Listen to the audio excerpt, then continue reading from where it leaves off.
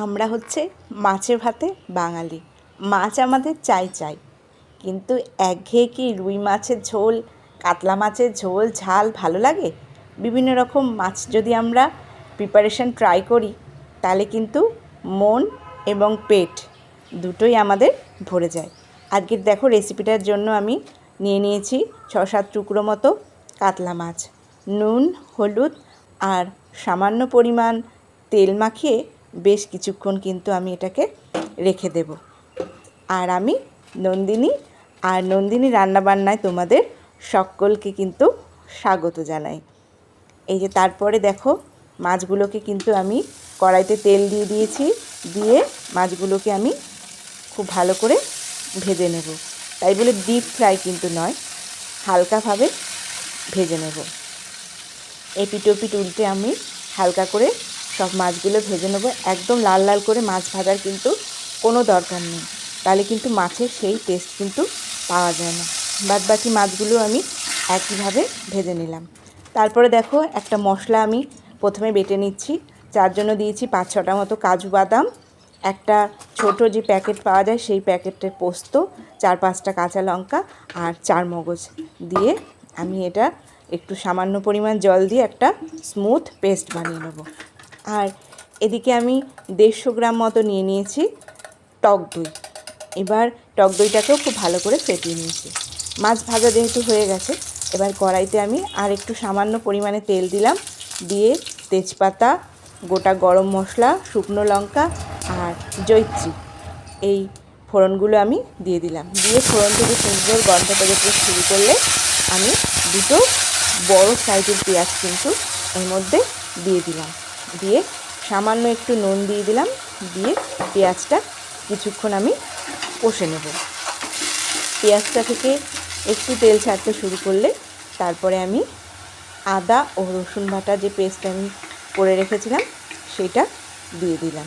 দিয়ে এটাকেও ওই পেঁয়াজ বাটার সাথে আরেকটু ভালোভাবে মিশিয়ে নিলাম। তারপরে দিয়ে দিলাম জিরে আর ধনিয়া বাটা।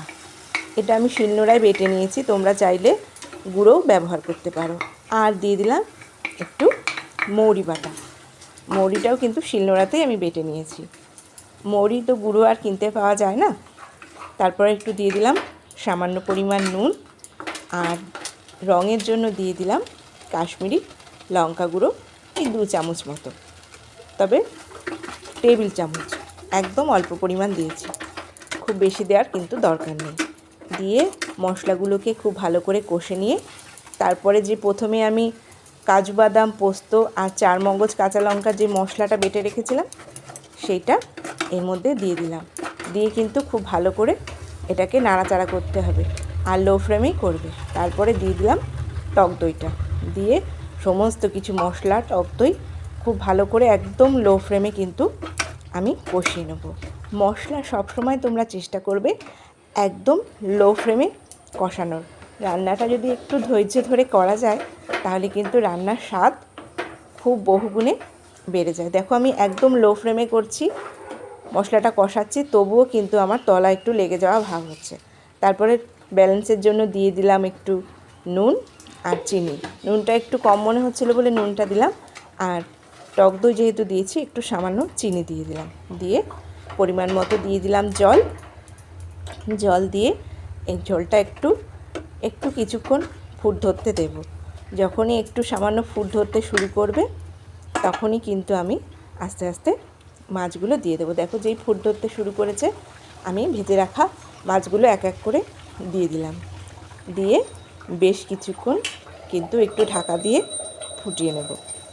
ফোটানো হয়ে গেছে, দেখো গ্রেভিও মোটামুটি আমার একদম গাঢ় হয়ে গেছে। খুব বেশি পাতলা ঝোলও করার দরকার নেই, আর একদম ঘন হলেও ভালো লাগবে না। দেখো দই কাতলা কিন্তু আমার একদম তোমরা তৈরি। তোমরা এই সময় চাইলে একটু ধনেপাতা কুচিও এর মধ্যে দিয়ে দিতে পারো। আমি যেহেতু ধনেপাতা পাইনি সেই জন্য আর দেওয়া হয়নি। আর 2টো চেরা কাঁচা লঙ্কা শেষে দিয়ে দিলাম, এরও একটা কিন্তু সুন্দর ফ্লেভার আছে। দিয়ে এবার আমি আমার এই দই কাতলা নামিয়ে নেব। দই কাতলা একদম কিন্তু আমার তৈরি হয়ে গেছে। তোমরা নতুন নতুন রেসিপি ট্রাই করতে চাইলে আমার চ্যানেলটা অবশ্যই সাবস্ক্রাইব করে আমার পাশে থেকো, আর সুন্দর সুন্দর আরও নতুন নতুন ভিডিও তোমরা অবশ্যই পাবে। সেই জন্য অবশ্যই তোমরা আমার পাশে থেকো, আর লাইক কমেন্ট করতে কিন্তু একদম ভুলো না।